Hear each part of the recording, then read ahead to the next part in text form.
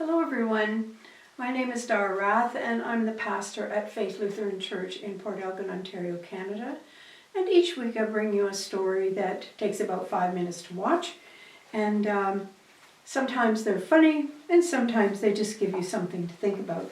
I really enjoy this story that I'm about to tell you. Let's look at a story of a man who discovered how important it was to focus on his own faults rather than of his neighbors. And in the process of doing so, he was able to make changes in his own behavior. John B. is a recovering alcoholic who knows the 12-step spiritual way that the Alcoholics Anonymous goes. Step 4 says, "We made a searching and fearless moral inventory of ourselves." Now, John had heard AA sponsors remind others many times to avoid taking other people's moral inventory. Sometimes they would say things like, "Sweep your own side of the street," meaning, of course, to get your own house in order instead of worrying about another's house. One day, John decided to do a little experiment.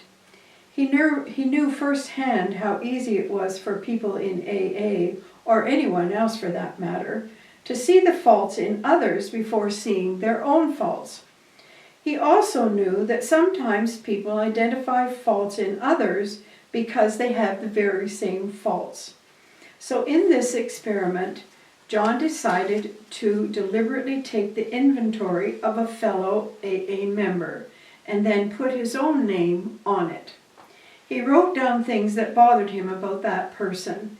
For example, he didn't like the fact that the person wore his religion on his sleeve, thought he had practically invented Alcoholics Anonymous, and talked endlessly about politics, even at meetings.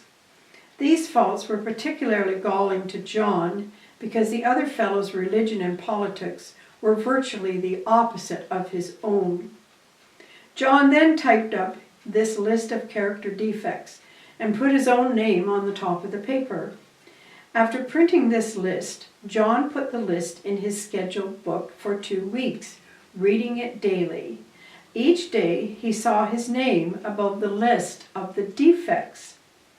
For the first few days, John told himself that these defects were actually the other man's defects, not his own.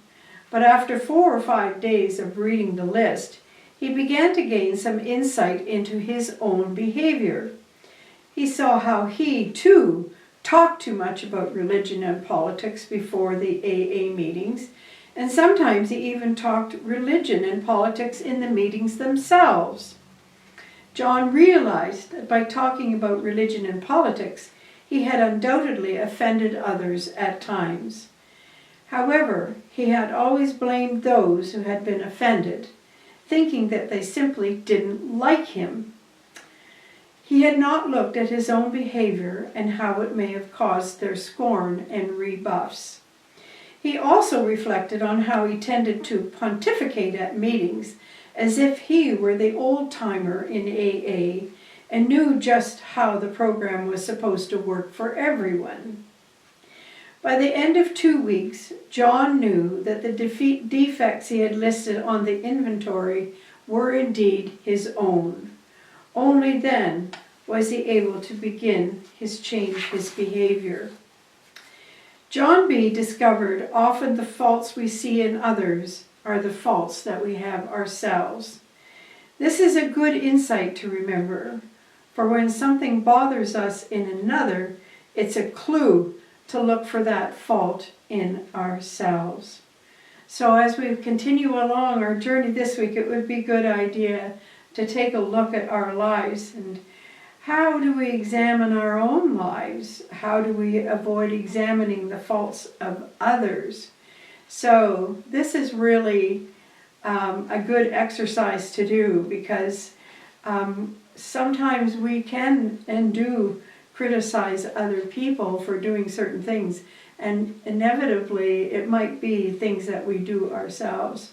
So this is a great story. I love this story. It's really quite meaningful. So Thanks for taking 5, and blessings on your day. I'll see you next week.